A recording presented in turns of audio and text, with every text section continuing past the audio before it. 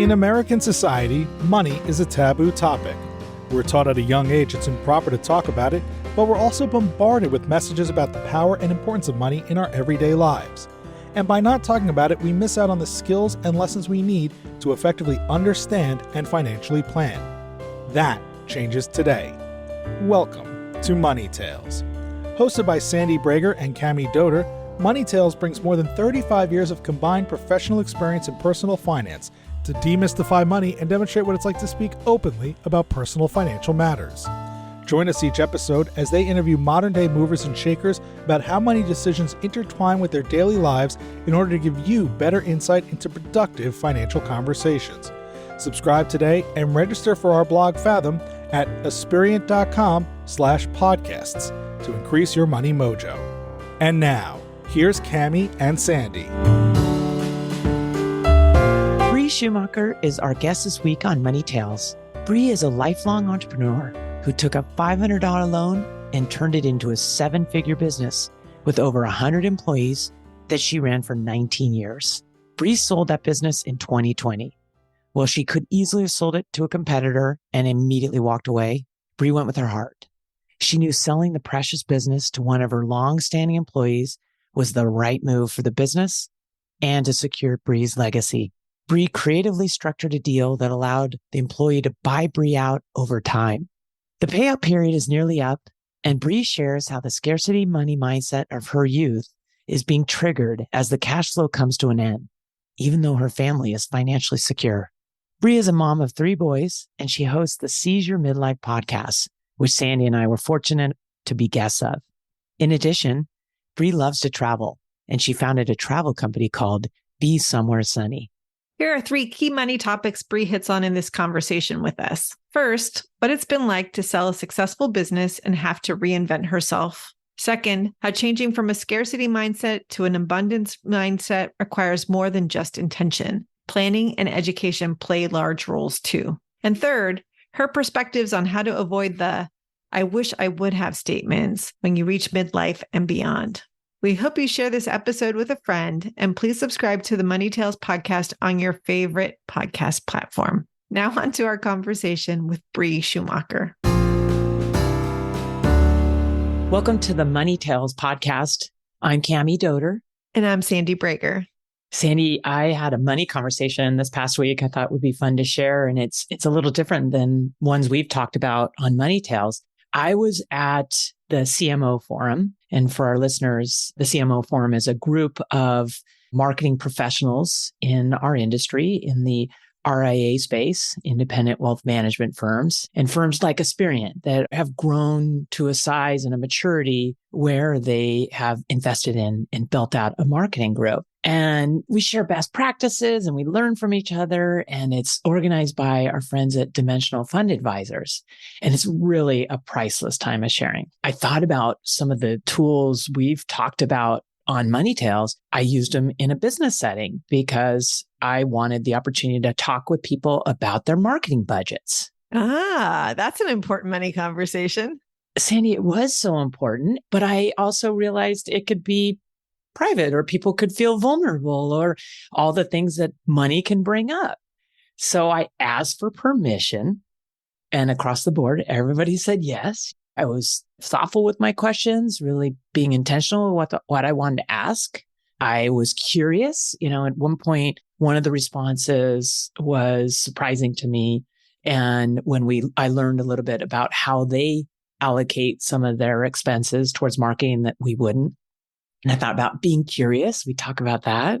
And it was just really important. I also learned that, like we are with humans, money aligns with values also in business. Where you spend your money and invest your money shows the values of the organization. Just really a fun experience for me to think of it through this lens. I love that you're bringing money talk skills to the CMOs. Did anyone have any surprising responses to the conversation itself? I think it was that they appreciated the conversation. They actually really appreciated that I asked, because it wasn't just me taking, it was me sharing. We learned together. We grew together. And because I asked permission, it just became a very comfortable conversation to have. Well done, Cammie. Thank you for sharing that. Yeah, thanks, Sandy. All right. Well, let's welcome our guest, Bree Schumacher. It is really fantastic to be talking with you today on the Money Tales podcast. Thank you. I'm excited. I'm not very often on the other side of the microphone. It does change things, doesn't it? Yeah, I feel a little nervous. Well, we hope you get rid of your jitters and we have a great conversation. We know we will. Let's start off by having you introduce yourself, Bree. And in doing so, provide a couple pivotal moments that have taken place in your life, really impacting who you are today. I guess I would first start off by saying that I'm a multi-passionate person, which has made for an interesting and colorful life. I am a lifelong serial entrepreneur. I started selling things as a little girl and basically have been creating businesses ever since. Probably my greatest achievement to date is taking a $500 loan and turning it into a 7-figure business with over 100 employees that I ran for. Yeah, ran for 19 years. That was through 2020. And so here I am today working on reinventing myself as a midlife woman. So that's really exciting, Bree. When you were a kid selling things, what were you selling? I grew up with a single mom who worked full-time, cleaned our apartment buildings for extra money while she was finishing first her bachelor's degree and then her master's degree.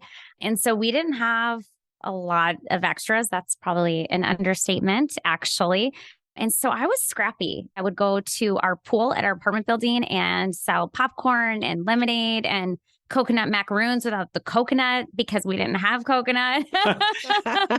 Oh, I'm so curious what a coconut macaroon is without the coconut. Yeah, it's not good. It's not good. I don't recall people buying that, but they did buy the popcorn and the lemonade. And I also famously dressed up like a gypsy and told people's fortunes at the playground. So Bree, tell us more about what it was like growing up in your household with your mom, who was constantly busy as she was raising you. So my siblings, there's a 17 to 20 year gap. So at the time, like of my childhood, it was me and my brother. I mean, in a lot of ways, my childhood was amazing because it was like quintessential 80s childhood that allowed for a lot of freedom and time outside and coming in when the lights came on and a lot of wonderful things. But I think it took till my adult years to kind of look back and go, wow, like I had experiences because of our lack of money that probably a lot of other kids never had to experience. Like I can remember our apartment was on the second floor. I can remember looking out to the parking lot and seeing our car get repossessed. And my mom telling the story that I went to the playground telling everyone our car was possessed because, I was a little girl. I would ask my girlfriend that, my friend that lived next door, we would play games. And I would always say, can we play restaurant? Because I always wanted to order the Doritos off our pretend menu that she had at her house because we never had snacks. And things like that. I think if you grew up poor, there are things that like when I say this in your listeners here and they grew up similar, this is going to hit home for them. Like being at the checkout line and having to put things back, like literally you've handed the thing over the cashier and then she says like $25 and you're like, oh, put the bread back, put the whatever back because I only have $20. That's, I think, a core memory of being somebody who grows up without money. Another thing is I don't recall ever a single time in my childhood that we filled up our gas tank all the way. You would always say, because this is back again, this is like the 80s. It was full service gas. And we would say, fill it up $5 and buying one roll of toilet paper at a time. There's just, I think, some very core memories that, like I said, I don't know that I necessarily knew how much they would go on to form my adult mentality around money. That's very common, Bree, because that's all we know as kids is our experience. We don't know that there is a difference. So tell us about how you came to become aware of how your experience has impacted you as you moved into adulthood. It's interesting because I never wanted for anything. I think anybody that knew me during that time would be like, she always had cute clothes and she always looked, pulled together. I don't think anybody probably knew There was a Thanksgiving where we were dropped off a meal from the Salvation Army. Nobody would have ever known that. And my mom had this saying that I've come to realize is not the best advice, but she would always say, money has a way of working itself out. And somehow, in a lot of ways, it did. I went to a very fancy college prep high school that I think back and think, how on earth did I go to that school? How did I go to that school? I don't know. I don't know. How on earth did you? How at that time my mom had remarried, but we still had no money. So I'm not sure. But there were a lot of truths in that statement, in some ways. But what I've come to realize, and I think kind of the eye opener for me it's been more recent than you would think. Because as I grew my business, that, like I said, I started from nothing. I continued to pay myself the same for 10 years, probably. My accountant would say, max out your 401k. And I couldn't bear to because I was afraid of losing the money. I just lived kind of in this very small fear-based way of, I want to keep all this money that I have. I don't ever want to take a risk. And so it wasn't until I sold my business, to be honest, that I look back at those years and go, oh my God, there were times that my company checking account would have $400,000, $500,000 on it. And I think all that missed interest. But when you grow up poor, the words interest, the words investment, the words savings, that is not part of your vernacular. I mean, you are so often digging in the car to find some extra change to buy that taco from Taco Bell. Just like poor people don't golf, poor people don't talk about money in future sense.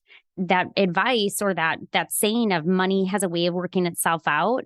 The truth is that the scarcity mindset changing to an abundant mindset doesn't change with that idea. It changes with planning and education that I just truly never had. Bree, describe this coming through a period of fear and not having the financial experiences, like you said. How did you come through that as you sold your business? And where did you end up after you sold your business and you had this reflection of, wow, I was fear-based? I mean, I probably have known it to some degree, right, all along that I lived that way because my sister and I would joke about stockpiling the paper products and things like that. It's not a huge shock, but I think what happened was I sold my business.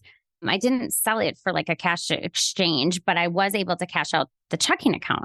So I did have some amount of money all of a sudden that gave me this little bit of freedom. And so I was like, wow, okay, I got to learn about this. And so all of a sudden, and I had more time because I now wasn't managing a company plus 3 kids. So I started just educating myself and trying to learn about things. I moved my money to a high yield savings account, which, like I said, nobody had ever told me what that was before.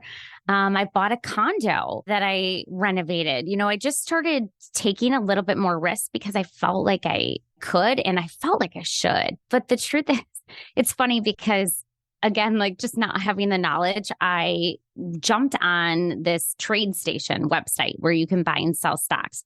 And this is coming from a person who never even had anything background in stocks. And, it's moving up and down because it's live stocks. I'm like, oh, wow, I was so excited. And I buy all these stocks. Well, then I got an email saying that I owed money. And I was like, that can't be right. I delete it. Another one comes and I mention it casually, offhandedly to my husband. And he's like, you did something wrong. You did something wrong. And I was like, what? It turns out I had bought these stocks in futures. So I instantly lost $30,000. And that was a huge eye opener for me of okay, maybe take a second, because now that I think I'm this money guru, I'm not. So tell us about that feeling when you realized that you executed transactions that you hadn't intended to execute and it had a financial cost to it. I mean, I felt sad losing. I mean, that's how much I was paying myself a year for a lot of years. So that felt hard. It felt embarrassing, But my friend's husband who works in finance, I called him and he like helped me talk through it. And I said, I'm just so embarrassed. Like, I can't believe I did this. I have no idea what I'm doing. And he said to me, like, Bree, there are people who know what they're doing that do this kind of stuff all the time. So like, give yourself some grace. And the truth is, when he said those words to me, I was like, okay. And to be honest, my husband was very, like, after his initial, like, oh my God, what did you do? He also was like, all right, you moved on. They're paid for. Like, take a second, have some grace. And I think that that is kind of a thing with money in general, is like learning, taking risks, and giving yourself grace is like this trifecta. And you talk to people about it, which is really helpful. It sounds like they're the right support crew. Would you describe, besides learning through a mistake, you also talked about learning about money and finances. How did you go about doing that? To be honest, like lots of different ways. I read a lot about real estate because that was something that I was interested in jumping into that I'd never done before. I looked at like NerdWallet and all different things like that I was like just trying to learn different ways. Women really need to know more about money. And so I even like recorded a newsletter that I sent out to the women through Seize Your Midlife that gave tips on, okay, if you can't afford to buy a condo or something like that, then you can maybe do an REIT, a REIT. Is that how you call it? REIT, Yes. yeah. And which, by the way, okay, that goes back to like my lack of knowledge. I was calling it REIT. And my friend was like, that's not what you call it. But anyways, like I sent out this video being like, these are the things that you could do. Women need to just understand money a little bit more in just like the basic ways, like of these little things that you could be doing. So this self-discovery that you're describing is so exciting to hear about, especially considering your roots and what your early childhood was like. And I'm wondering, Bree, if we go back to the time when you sold your business, how did you decide it was time to sell? And how did you think about structuring the sale of that business? Because that sounds hugely pivotal. I mean, I will say in 2007, I had franchised my business, which took a ton of learning and like making my company probably like the tightest company in regards to like systems, documents, things like that you've ever seen, like for a very small business run by a girl who had no business degree. So my business was really solid. But to be honest, I don't know that I was intending on selling my business. My husband had been working in Charlotte. We were living in Wisconsin and he was coming here every other week. And it just became more and more clear that we really needed to live down here. And we had probably like a 2-year runway knowing that we were going to move. But honestly, I believed I could continue to run this business because, unlike most people pre-pandemic, my business was working from home for all those years. So I thought, well, when I moved to Charlotte, why can't I keep running this business? I worked from home, but again, pandemic, my school is an education school. Our 100 teachers were on site at schools. And so we were scrambling to get everything online and save the business truly, because I think you guys saw small company after small company was folding. Pretty incredible what we were able to do. And we were able to switch to online format and our families graciously didn't ask for refunds and it worked out. So we moved. And again, I'm thinking, okay, this stinks because I don't like Zoom. I don't like doing things online. And that's now the format at this point. This is July of 2020. It was kind of indefinite at this point, how long this is going to go on. And my kids were on this limited schedule where some of my kids were going every other day. The other ones were home at 12:40. And I thought, I can't stop working at 11:40 Central. Like, I can't do that. And I just realized, like, you know what? Like, I think sometimes life happens for a reason. And maybe it's time to sell my business. And a competitor had offered to buy my business. But I had a employee. I mean, she was more than an employee to me. She was the director of our company at this point, and she had worked for me since she was in college. She had worked for me since she was in college, so it had been 14 years. And that's who I knew in my heart needed to buy my business because she would carry on my legacy. And truly, that business was my legacy. I ran Spanish schools for kids, so it meant more than I think, maybe some other companies mean emotionally to me. And so I approached her and she was kind of freaked out. She was freaked out, one, that I wanted to sell the business, but also like, oh my gosh. So I structured it in a way. My attorney called it a sweetheart deal. He was like, this is my like fancy franchise attorney, called me from the firm, even though he wasn't even the lawyer working on it, to be like, we need to have a conversation. Like, are you sure this is how you want to structure this sale? Because, it's not the most beneficial thing for you. But I knew she was the right person and I knew she didn't have the cash up front. So I structured it that I gave her $100,000 of working capital, and then the amount that we agreed on for the business, she pays me off every month 10% of the revenue, which it's kind of an interesting thing because what's happened is this fear, this scarcity mindset, all of these things from many, many years ingrained inside of me are creeping back up as the loan amount goes down. Okay. So every month she sends me her financials and I do the math. How many more years? How much more time am I going to get this money every month? And it does give me an incredible amount of fear. All my friends know that I'm like in a state of panic, like, oh my God, what am I going to do? So I think that it's interesting the way your money tale, as you guys would say it, that started in childhood can follow you. I'm 47 years old. My husband has an amazing job. Like there's really no reason why I'm just steeped in so much fear, but I still am. Thank you so much for sharing that side of your story, that you don't get to just outgrow your youth and your scarcity mindset. It sounds like you also, because you're aware of it, you're working on it, you're mindful. And so we celebrate that with you.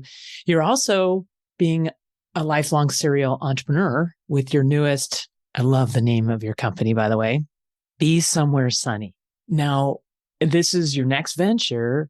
Tell us a little bit about what you're hoping to do. And is this partly to help turn off that scarcity mindset side?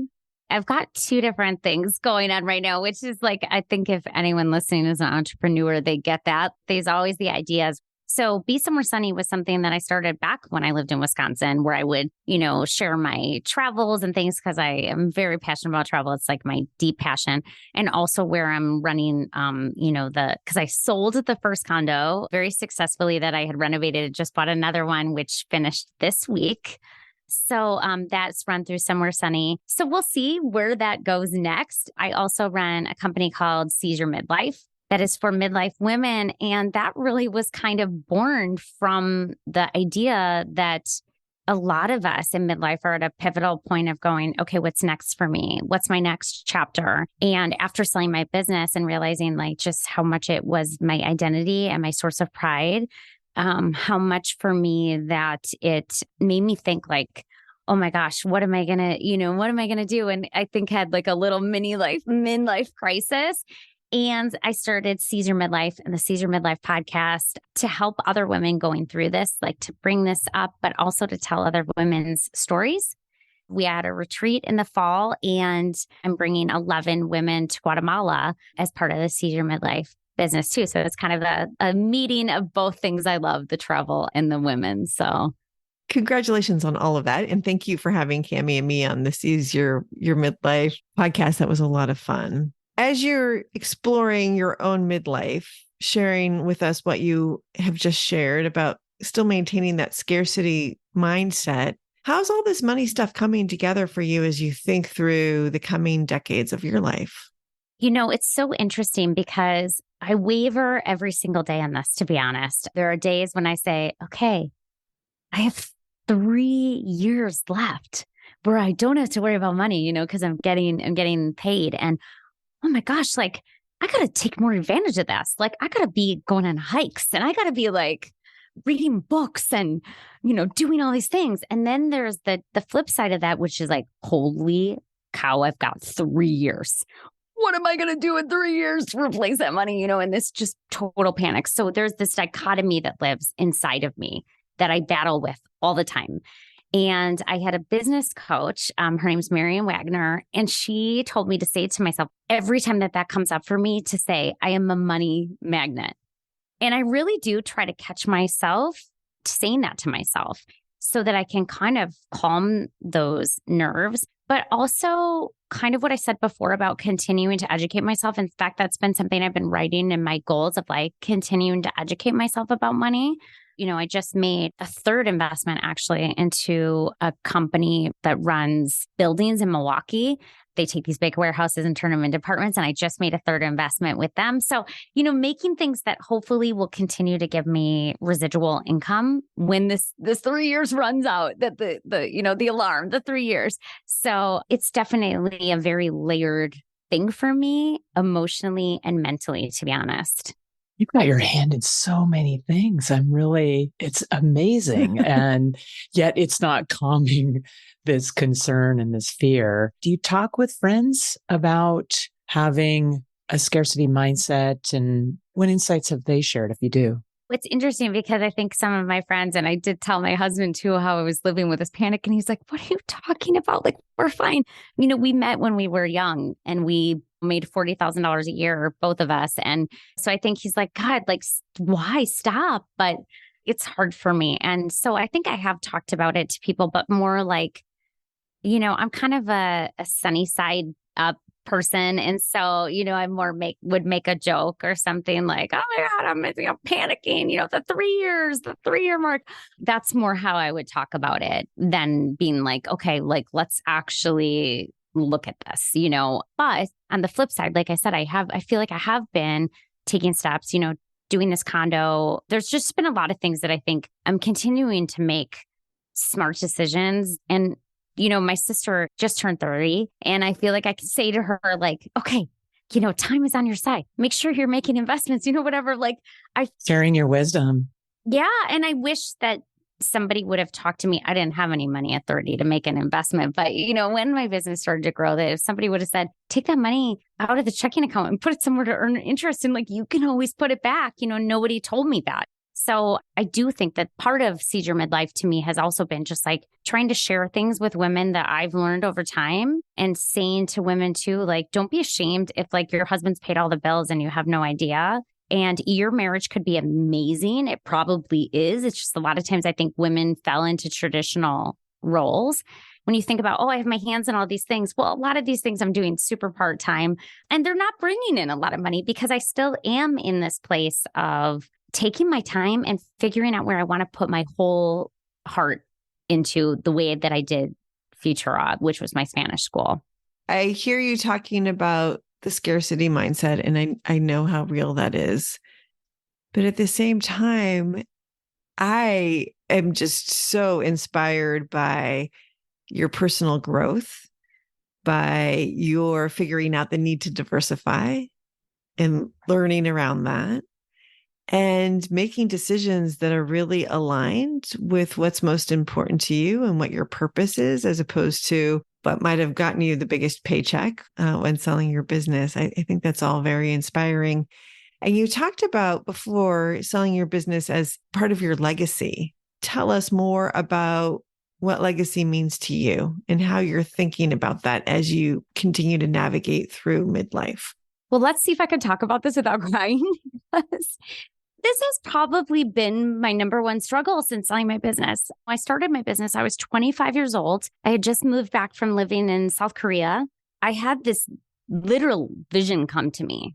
I sat up in my bed and I wrote down what this business was going to be, and I turned it into that. And it continued to grow and grow and grow. And, before you know it, it was in, different states. And, I was standing up in front of 70 teachers every year, giving these trainings and feeling so alive. And anytime anybody asked me what I did, I was like, oh, I'm the president of this Spanish school, and people were like, wow, that's so cool. And I loved it. I was so proud of it. And then what I saw happen was moving here, selling my business. People would say to me, what do you do? And I would say, I used to.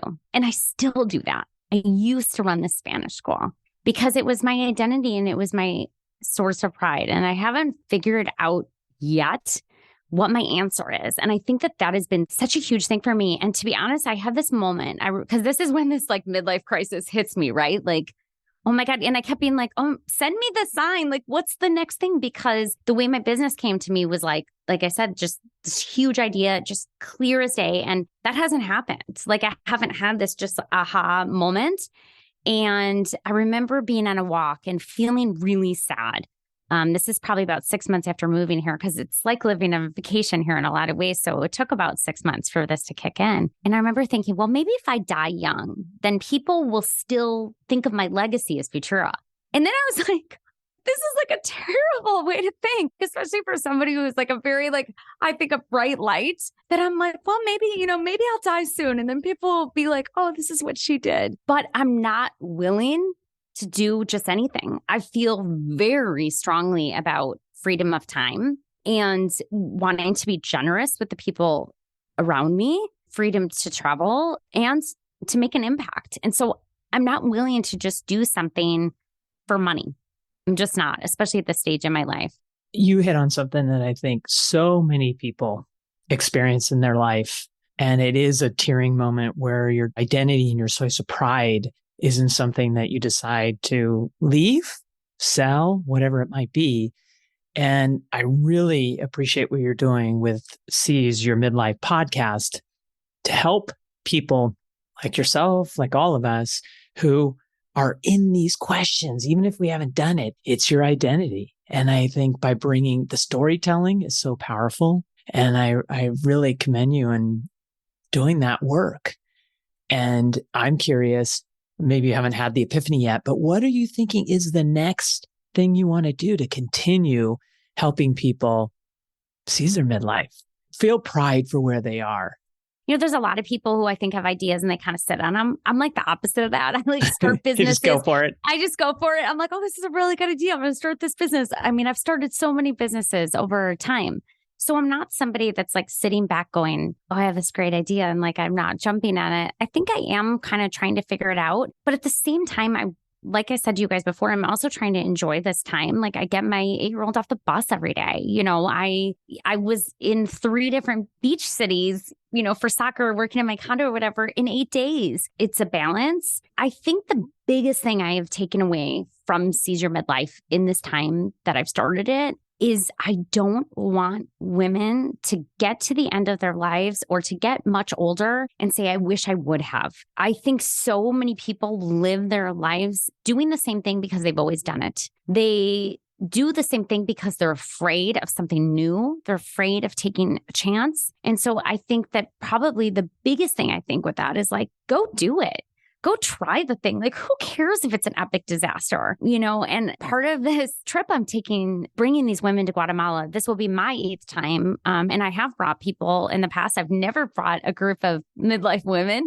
It's not a vacation. It's an adventure. And I know deep in my heart that these women's lives will be changed. And I feel incredibly inspired by that. And I hope that coming off that trip, that maybe I have a little bit more clarity on what this means for me with Seize Your Midlife. Because I think the thing too is the pressure of what's your purpose?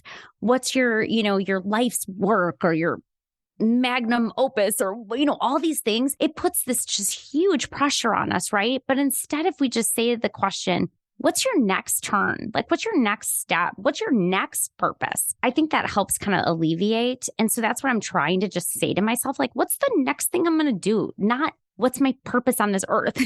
Bree, that's a great segue to our final question for you, which is, what's your next money conversation going to be and who's it going to be with? What's interesting, my husband and I have always kept separate money. People are sometimes shocked by that, but I think it's been one of the best things. We don't fight about money. It's never been an issue, which I know a lot of people, that's one of their biggest issues. But I do think that these days where I'm like my 3 years, because I've been so independent, I do think that my husband and I do need to have a money conversation of like, what's that going to look like in 3 years if I haven't figured out a way to replace that? It's an important conversation. Bree, that sounds like the right conversation to have. And it sounds like you're going to have a really special conversation with your husband. He sounds like he's very engaged in money conversations. So congrats to that. You are indeed a multi-passionate person. It was so fun to feel your energy. Would you share with our listeners, where's the best place for them to find you? Instagram is my favorite place to hang out. You can find me at Be Somewhere Sunny. If you are into travel and sunshine, that's the place to find me. Or at Seize Your Midlife. And then on LinkedIn, you can find me at Brita, Brita Schumacher. Thank you so much. And really, really appreciate you sharing the highs and the lows with us and the vulnerability. So thank you for joining us on the Money Tales podcast. Thanks so much. I'm honored to be here. Thanks for listening to the Money Tales podcast. If you've enjoyed this episode, share it with someone you think would benefit from listening. And leave us a review on your favorite podcasting platform. Your ratings and reviews help more people find our podcast. If you're inspired to gain clarity and peace of mind about financial matters, don't hesitate to reach out to our team at Aspirient. Go to aspirient.com/start a dialogue. Or you can email Sandy and me at podcasts@aspirient.com. See you next time.